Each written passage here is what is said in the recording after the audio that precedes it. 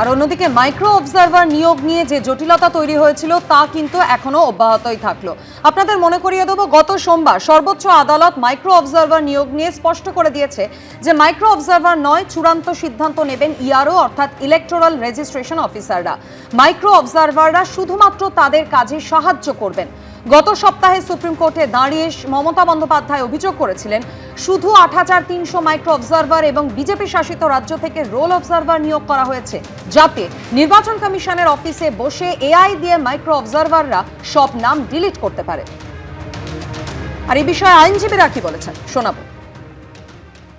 তাহলে supreme court কিন্তু এই যে রায়টা দিয়েছে তাতে সময় বৃদ্ধি থেকে সবকিছুর মধ্যে এটাই আসছে, মানুষের যে হয়রানি সেটা যেন না হয়। সুপ্রিম কোর্টের রায়ের ফলে যারা সাধারণ নাগরিক তারা নিশ্চয়ই উপকৃত হবে। সেদিন মুখ্যমন্ত্রী সওয়ালে বলেছিলেন যে মাইক্রো অবজারভাররা বাইরে বিজেপি শাসিত বাইরের রাজ্য থেকে আসছে।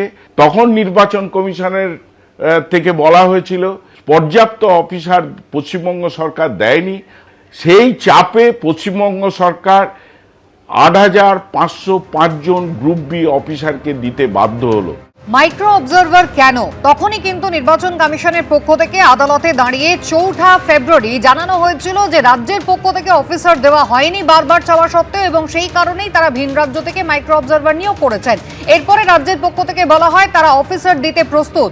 শনিবার কিন্তু জানানো হয়, এবং সোমবার যখন সুপ্রিম কোর্টে হিয়ারিং হয় তখন কিন্তু রাজ্যের পক্ষ থেকে জানানো হয় যে ৮৫০৫ জন অফিসার তারা দিচ্ছেন। কিন্তু তারপরও জটিলতা একেবারেই কাটেনি। গ্রুপ বি গ্রেডের অফিসার দেওয়ার কথা ছিল, কিন্তু ইতিমধ্যেই প্রশ্ন উঠতে শুরু করেছে যে যাদের দেওয়া হয়েছে তারা সবাই কিন্তু গ্রুপ বি অফিসার নন। ঠিক কি পরিস্থিতি তৈরি হলো, তাহলে এরপর নির্বাচন কমিশন কি করবে, কথা বলবো। রুমা পাল রয়েছেন টেলিফোন লাইনে। রুমা, দেখো ৮৫০৫ জনের এদের তালিকা কিন্তু আপাতত স্ক্রুটনি করবে কমিশন, এবং বলা হচ্ছে যে অনেকের নাম এরকম রয়েছে যারা এইআরও হিসেবে কাজ করছেন, তাহলে তাদের আবার মাইক্রো অবজারভার হিসেবে কাজে কিভাবে নেবেন? অন্যদিকে এটাও ঠিক যে এদের লগ ইন ক্রিয়েট করতে কিন্তু ৬ থেকে ৭ দিন সময় লাগবে।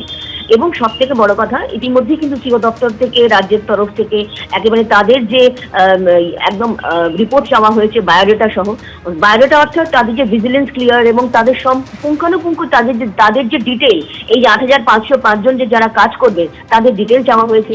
এবং সেক্ষেত্রে জানিয়ে রাখি যে কমিশনের বক্তব্য যে বেশিরভাগ ক্ষেত্রে লোয়ার ডিভিশন ক্লার্ক এবং লোয়ার এবং আপার ডিভিশন ক্লার্ক রয়েছে, এবং সেক্ষেত্রে অনেকেই কিন্তু এইআরও হিসেবে কাজ করছে। এটা নিয়ে প্রশ্ন উঠছে। অন্যদিকে জানিয়ে রাখি কালকেই কিন্তু সিও দপ্তর থেকে সমস্ত ডিও অর্থাৎ জেলা নির্বাচনী আধিকারিক যারা জেলা শাসক রয়েছেন তাদের কাছে চিঠি গেছে। যদি কাল বিকেলে ৫টার মধ্যে কিন্তু জয়েন করার কথা ছিল, যদি কেউ জয়েন করে থাকে ততক্ষণ তাদের জয়েনিং হবে না যতক্ষণ তাদের বায়োডাটা যাচাই করবে না এবং তাদের প্রশিক্ষণের ব্যবস্থা করবে কমিশন, তারপর তাদের নিযুক্ত করা হবে। এবং এই মর্মেই কিন্তু চিঠি গেছে। এবং অবশ্যই যদি কেউ কালকে জেলা নির্বাচনী আধিকারিক বা ইআরওর কাছে কেউ জয়েন করে থাকে তাহলে তাদের তালিকা সিও দপ্তরে পাঠানোর নির্দেশ। অর্থাৎ ৮৫০৫ জন কবে জয়েন করবেন, কিভাবে জয়েন করবেন, কোথায় জয়েন করবেন, কবে প্রশিক্ষণ হবে, এটা নিয়ে কিন্তু এখন অবশ্যই প্রশ্নচিহ্ন রয়েছে। কারণ বেশিরভাগ ক্ষেত্রে বলা হচ্ছে যে এদের লগ ইন ক্রিয়েট করতে কিন্তু ৬ থেকে ৭ দিন সময় লাগবে। অর্থাৎ একদম শেষ লগ্নে এসে এই ৮৫০৫ জনের কি কাজ সেটা কমিশন ঠিক করবে, কবে ঠিক করবে, এটাই সব থেকে বড় প্রশ্ন। রুমা, ধন্যবাদ। মাইক্রো অবজারভার নিয়োগকে কেন্দ্র করে যে জটিলতার সৃষ্টি হয়েছে তা নিয়েও শুরু হয়ে গিয়েছে রাজনৈতিক চর্চা। নির্বাচন কমিশন যে অযোগ্য অপদার্থ কোর্টের পরপর অর্ডারের মধ্য দিয়ে সব পরিষ্কার।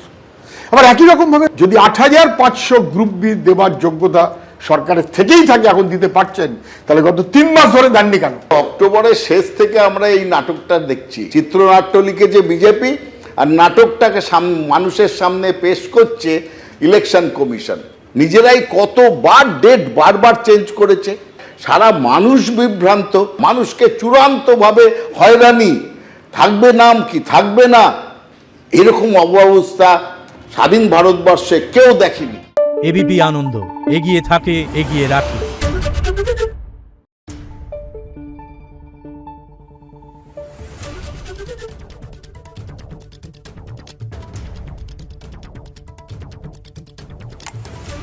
Thank you.